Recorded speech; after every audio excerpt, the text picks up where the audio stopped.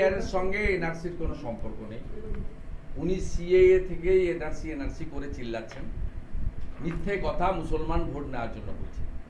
CAA চালু হয়ে গেছে, বিটান অধিকারী স্ত্রী পেয়েছে সার্টিফিকেট। এনআরসির সঙ্গে সিএএ এর কোনো সম্পর্ক নেই, এনআরসির সঙ্গে এসআইআর এর কোনো সম্পর্ক নেই।